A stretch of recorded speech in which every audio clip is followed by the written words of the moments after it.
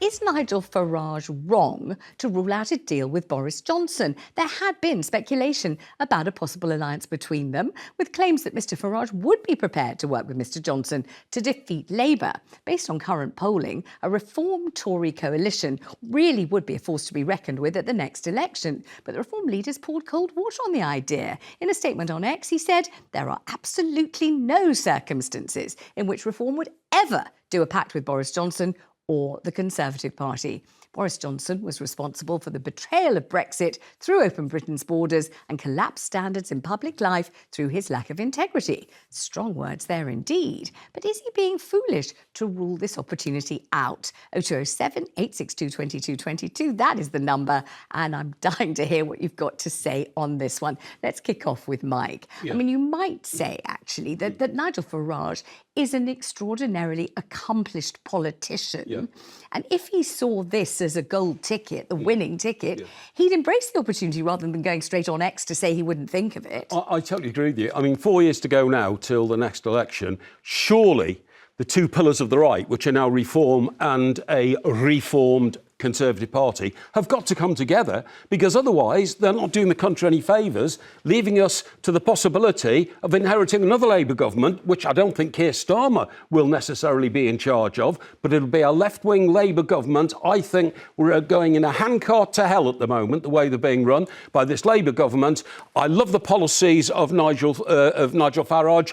I very much respect the political skill of Boris Johnson. Put the two together, and I believe you've got an unbeatable dynamic, and the British people will recognise that. So Mike Parry, as you can see, passionately convinced the two of them would be a magnificent Exocet missile to victory. Absolutely. But we've had Farage saying that, you know, everything about Boris's conduct and his political beliefs, his ideology, he considers to be antithetical to the beliefs of Reform. So how could he possibly be seen to pal up with him?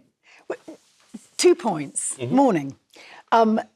It is to totally overlook the real success drivers behind Boris and Farage to suggest that they could get into the same bed. They would not bow their neck to another leader. They have done before. If you put Boris and Farage into a party, who leads who? Well, who leads who? They'd have to come to an arrangement. And, and that arrangement... But take it like this, Asa, take it like this. Within 2 years, Kemi Badenoch might have disappeared without trace. I think she's been very unimpressive so far in leading the Tory party. Well, there has been suggested, though, that she's biding her time and that shows political acuity, because if she went in all guns blazing so soon, when actually nobody really wants to know what the Tories are thinking yet, she might, so keeping her powder dry is a good idea, some people are saying. Because she's created a vacuum. And who has stepped into the vacuum? Nigel Farage has stepped into the vacuum. And I can see the dynamic of Nigel Farage all over the place. The farmers are out protesting again today. When they came to Westminster, near the start of this government, who was out there in Westminster acting like the leader of the opposition? It was Nigel Farage. We didn't see Kemi Badenoch. I believe she'll be gone. Excuse me, sorry, just to finish. She'll be gone before the end of this Parliament. And I don't think it's unrealistic to think that Boris Johnson could come back as Tory leader in 2 years' time and do it second time around, a bit like Donald Trump is doing it in America. Are you underestimating, Tessa, the allure of power, the allure of success? Could it not be said that both men, Farage and Johnson, are bright enough to work out some way towards some kind of accord so that they could both lead somehow? So you think that Nigel Farage might hypothetically step in behind Boris Johnson? Or the other way around. Or the other way around. Yeah. So do you believe that the Conservative Party seem to be, I mean, historically, one of the great two parties in our two-party system for centuries would step in behind a Reform leader? I mean, this is pie in the sky, but what's interesting is that you are so keen to suggest Reform has to somehow get their hand on the actual tiller of power, because historically, under Nigel Farage, whether as UKIP or the Reform Party, they have delivered outside of power. They are the tail that wagged the dog's head, that ensured we had Brexit, because it was from outside the party system. Nigel Farage delivered that. And now, if you look at the news, Labour, the new nasty party, rounding up migrants, strapping their anti-tolerance banner on in a pale blue form on the back of vans. Again, they are being driven by the Reform Party. So why do we need Nigel Farage in the cesspit? Because he's actually stirring the cesspit like that. So, Mike Parry, it is true, isn't it? The Reform membership has just passed 200,000, which is one of those kind of numbers that sets off bells, gets people thinking, oh my gosh. You know, so they are storming, as Tessa says. They're driving the agenda. Yeah, is it true that actually to hook themselves up with Boris, who certainly, whether you were a great admirer or continue to be, has a checkered political history, and many people think he was the architect of his own downfall. Nobody else made him do it, he just did it. He was the wrong Prime Minister at the wrong time who behaved in the wrong way. Would Nigel Farage be tying his colours to the mast of a faded superstar and thus kind of queering his own pitch for no reason at all? Is Tessa right about this, actually? I don't think Boris is a fading superstar. I think Boris is to come back again. He could be bigger than ever, because this time he'll get it right. As I said, second time around, he could get it right. Now, the latest poll came out yesterday, and it was done by a company called JL Partners, and they are the... JL Partners. No, the reason I mention it is they were the only polling company in the world that predicted Donald Trump would sweep to victory in America. So you take them very seriously, and they say a coalition between Conservatives and Reform could work so successfly that Labour would be wiped out. And it comes in the polls. All the by-elections which we're having now in local councils, 2/3 of them are being won by Reform. Why, so it's why not just is populist. it, Tessa, that we're asking whether Farage and Johnson should hook up together rather than Badenoch and Farage? Why are we bringing Boris into the picture at all? Why is he It's interesting. in this equation? I do think there's a lot of unspoken discrimination and sidelining of Kemi Badenoch. Discriminating on what grounds? I'll explain why, and it's unspoken and it's very uncomfortable.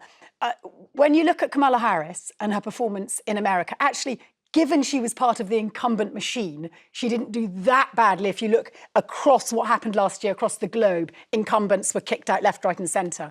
But there was a lot of polling, and historically we know that the Blue Belt were long resistant to not just somebody from California, but also a woman of colour from California. That was just a no-go zone and helped deliver Trump. And I do think that Kemi Badenoch, who I admire fantastically, I think she's got real chutzpah and drive, and she's, on a personal level, delivered terrifically.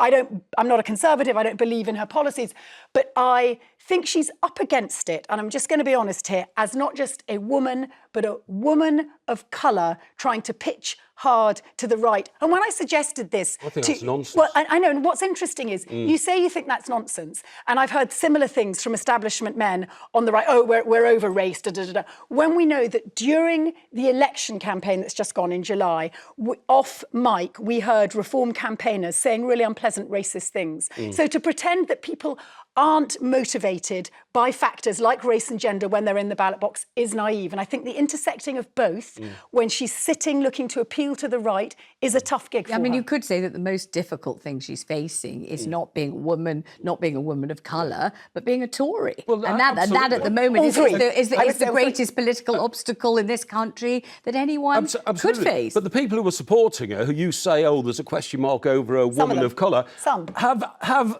actually voted for a Hindu Prime Minister. The Conservative Party have led the way on women. They've led the way on people of colour getting into senior positions. Well, they voted for Liz Truss, actually. They did not. No, they did not. Let's take a call. The population did not vote for Rishi Sunak. James is on the line in Caerphilly. He became Prime Minister. Morning, James. How are you? What do you think about this one?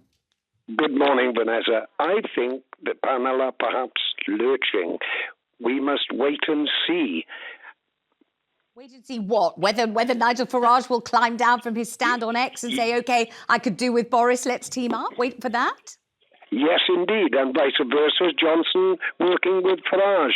Something must be done to bring this government to heel. Tell me whether you think that together Farage and Johnson would be an unstoppable force. Well, I think it's numbers.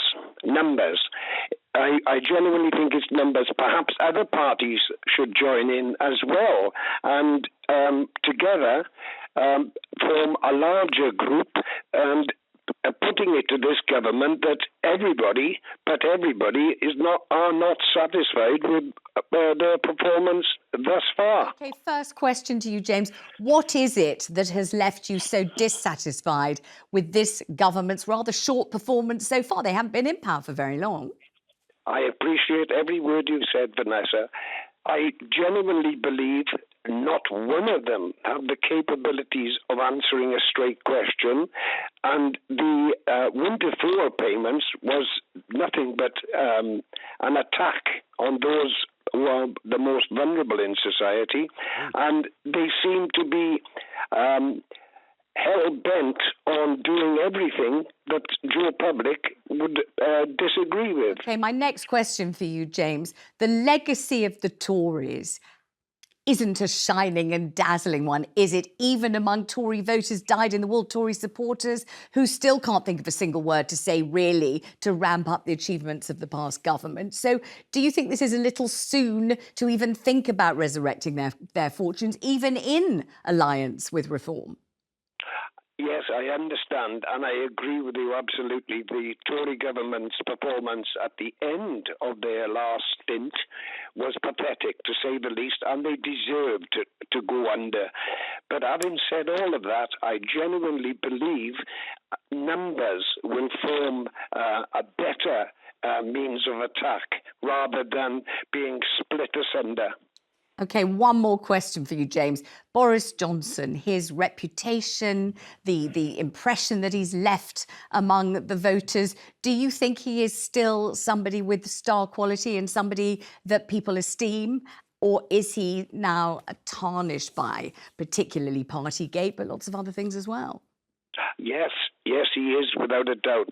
But let us not forget, from the outset of this Labour government stint, Starmer was discovered to have taken thousands of pounds in gifts, and so were two of his ministers found wanting. So we've all got to get over these hurdles in order to tackle a government that seems to be out of control. James, excellent call. Thank you very much indeed. Let me give you this message from Jocelyn on Facebook, who says anyone that voted for or is a member of Reform does not want anything to do with the failed Conservative Party, who are merely university debaters now. Excellent description. What do you think of that, Mike? Well, no, because if they're going to form a coalition, they need each other. Now, the world of politics is changing very dramatically. Donald Trump, the new president, leader of the Western world, has done things nobody could possibly have dreamed of before he got into power. He's talking about reorganising the global map. Now, if he can reorganise the global map, right, I'm sure in this country we can come to some sort of accord to get those people we want to represent us into government. Let's go to Geraldine on the line in Essex. Hello, Geraldine. Nice to talk to you. Hello. Hi. What do you think? Should the two get together, stop squabbling and try and, you know, I don't know, shoot to success? No, I think they're probably two big headies getting together. That's what Tessa thinks. Yes, 100% I agree with you, Geraldine. And what I can't understand is why both you, Mike, and the previous caller, and maybe I'd love Geraldine's thoughts on this, are so angry with the current Labour Party. I feel I have a right to be angry because I didn't vote for a party that was going to go around scooping up migrants, build, baby, build, throwing out net zero, etc. But you guys should be laughing all the way to, I don't know, the next coal mine. What, with all the damage that Labour have done already to the country? With the fact that they illustrate every day they care more about people around the world than they care about people in this country. Giving away our territory and our land, it's a disgrace. Well, it's interesting that you say care more about people around the world, because that brings us very neatly into our next topic. Geraldine, thank you so much.